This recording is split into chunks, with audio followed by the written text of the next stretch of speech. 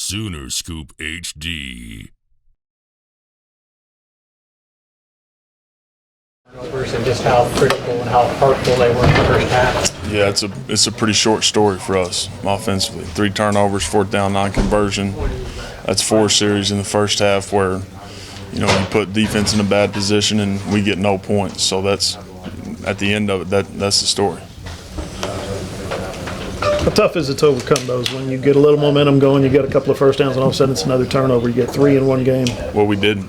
I mean, that's the reality of it. I mean, we're on the wrong end of this thing, again, because of those 4 possessions and how they ended.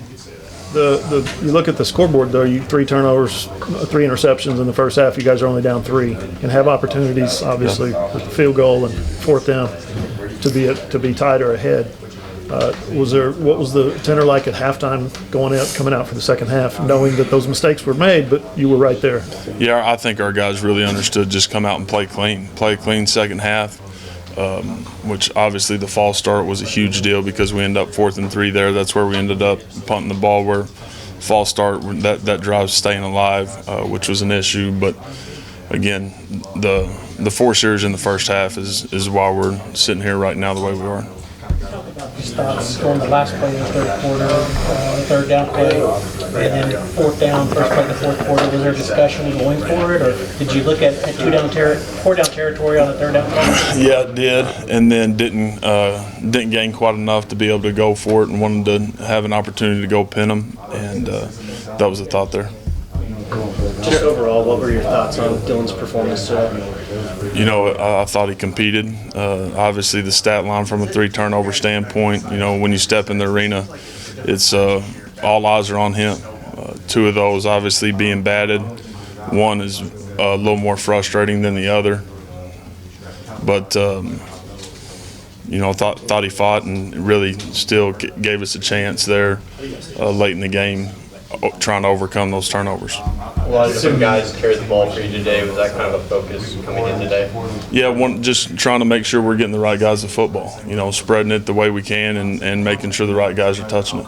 Javante just the hand's not ready. Not ready. That seemed to me the first one. You mentioned one of those more frustrating than the other. That one was frustrating. The next one was also frustrating. But yeah. Eric Gray, I think, had the most receptions he's ever had. I know you guys, was that also a focus going in, trying to get the ball to him for passing game? Yeah, I felt good about the matchup there and just kind of what we were going to get defensively from a structure standpoint. So that's why that happened. 4th and 1 in the first half. You're not necessarily, you're often a finesse offense. Was there any thought in your mind of not just running up the middle? Or No, not at all. So you generally like your guys in a tough 4th and 1, 4th and 2, 3rd? Absolutely. It looked like they were real. The offensive line was really good today. Did you have the same take? Felt like they played tough and strained and really had the right guys all day long. I think that's the most frustrating part probably is that, and that's what telling the guys afterwards is hate the fact that there's going to be a lot of good once we look at it, but we're not able to enjoy it. And so we got to play better. We can't turn it over and convert when we need to. Can you talk about Marvin's performance after last week? Just a little bit of a struggle. Probably the one game he did struggle this year versus coming back this week. Having such a big first half. And Marv's, the best thing about Marv is he's consistent, and so for us, knew we were going to come back to him, push it down the field to him, get the ball in his hands, and give him the opportunity to go make plays, and he did that. Jeff, can you compare how the offense played after halftime compared to the first half? And I know there were some struggles last week. Compare second half to first half offensive execution. Yeah, from a second half standpoint, we come out with 3 and out, then we go score. Then I think we had a 7-play drive for 31 yards. That's the 4th and 3 where we had the penalty, I believe, on 3rd down. We end up punting the ball. Then we come back and go 75 yards and however many plays that was to score. So those were the 4 series in the second half.